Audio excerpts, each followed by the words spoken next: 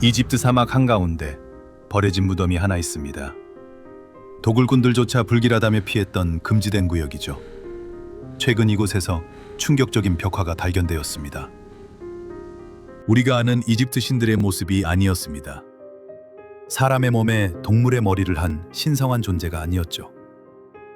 생물학적으로 존재할 수 없는 그의 생명체가 그려져 있었습니다. 그것은 인간을 지배하거나 축복하지 않았습니다. 날카로운 발톱으로 사람을 사냥하고 뜯어먹고 있었죠. 고대인들은 이것을 신이 아닌 재앙이라 불렀습니다.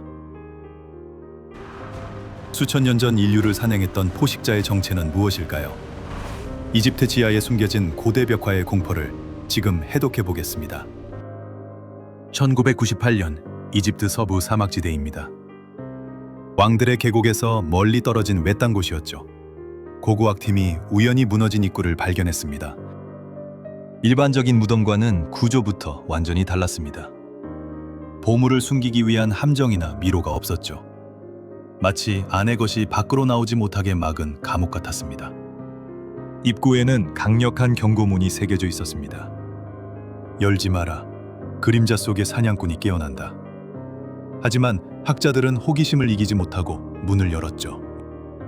무덤 내부에는 황금이나 보물은 하나도 없었습니다. 오직 벽면 가득 기괴한 상형 문자만 빼곡했죠. 그리고 중앙벽에 문제의 그 존재가 그려져 있었습니다. 그것은 파충류도 포유류도 아닌 기형적인 모습입니다. 관절이 뒤로 꺾인 긴 팔다리를 가지고 있었죠. 눈이 있어야 할 자리에는 검은 구멍만 뚫려 있었습니다. 학자들은 이 생명체의 해부학적 구조에 경악했습니다. 지구상의 어떤 진화 과정으로도 설명이 안 되니까요. 벽화 속의 인간들은 공포에 질려 도망치고 있습니다. 그것은 도구를 쓰는 인간을 아주 쉽게 사냥했죠. 마치 개미 할기가 개미를 먹듯 인간을 유린했습니다. 더욱 충격적인 것은 묘사의 디테일함입니다. 근육의 움직임과 포식 방식이 너무나 구체적이죠. 상상이 아니라 직접 보고 그리지 않으면 불가능한 수준입니다. 이것은 종교적인 제사나 의식을 기록한 게 아닙니다.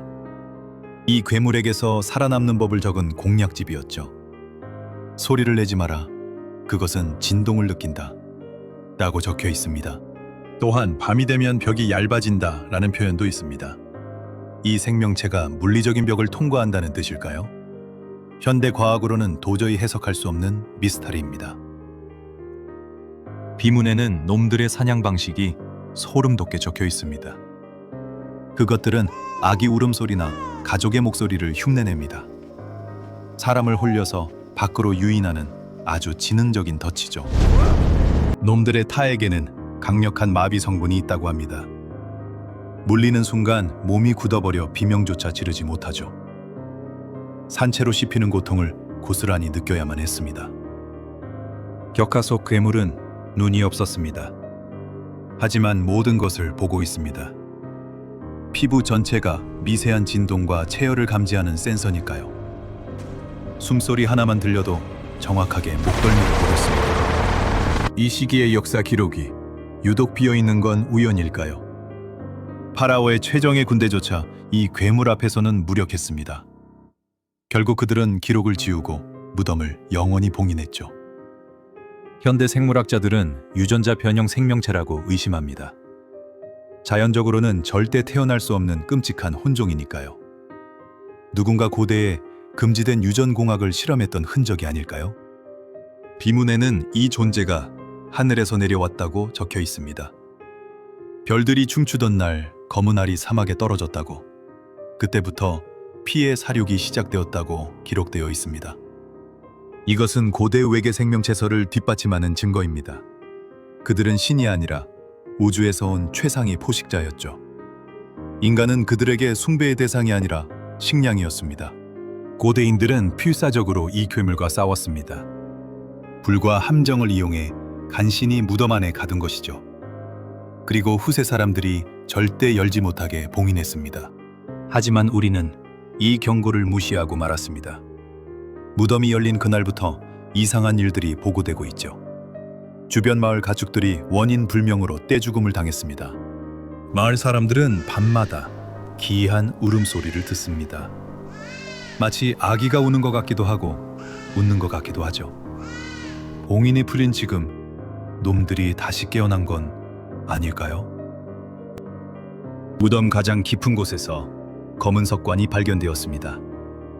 하지만 그 안에는 파라오의 미라가 없었죠. 대신 기이한 허물만이 덩그러니 남아 있었습니다. 마치 곤충이 탈피한 듯한 거대한 껍질이었습니다. 분석 결과 지구상의 단백질 구조가 아니었죠. 학자들은 공포에 질려 연구를 중단해야 했습니다.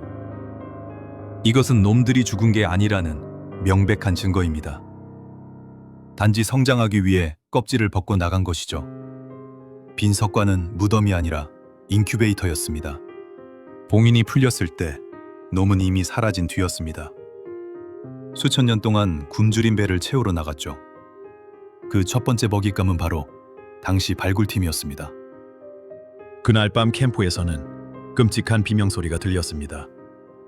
다음 날 사람들은 흔적도 없이 사라져버렸죠. 남은 건 모래 위에 찍힌 기이한 발자국뿐이었습니다. 놀랍게도 이 괴물의 묘사는 현대와 이어집니다.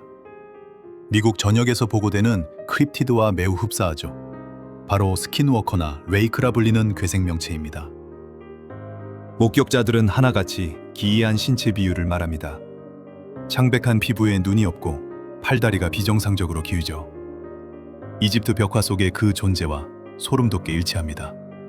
또한 그들은 엄청난 속도로 움직이며 벽을 탑니다. 총을 쏴도 죽지 않고 어둠 속으로 사라져버리죠. 고대 이집트인들이 묘사한 그림자 사냥꾼과 똑같습니다. 이것이 과연 우연의 일치라고 볼 수 있을까요? 수천 년의 시간을 뛰어넘어 같은 괴물이 나타난 겁니다. 어쩌면 그들은 멸종한 것이 아니라 숨어 있던 걸지도 모릅니다. 지하 깊은 곳이나 우리가 모르는 차원의 틈새에서 말이죠. 인류가 다시 방심하기만을 기다리고 있었던 것입니다. 우리는 놈들에게 여전히 맛있는 먹잇감일 뿐이니까요. 고대의 기록은 단순한 돌덩이가 아닙니다. 미래의 우리에게 보내는 타임캡슐이자 경고장이죠. 우리는 그 메시지를 읽고도 애써 무시하고 있습니다. 오늘 밤 창문 밖 어둠을 유심히 살펴보십시오. 관절이 꺾인 긴 팔다리의 그림자가 보일지도 모릅니다. 그것은 신화 속에만 사는 존재가 아니니까요. 당신이 보고 있는 것이 고양이가 아닐 수도 있습니다. 수천 년 전부터 우리를 노려온 그 사냥꾼일지도 모릅니다. 고요한 기록 보관소는 우리가 무심코 지나쳤던 세상의 이면을 하나씩 기록해 나갑니다. 오늘 기록된 이 지식의 조각이 당신의 세계관의 새로운 확장이 되길 바랍니다.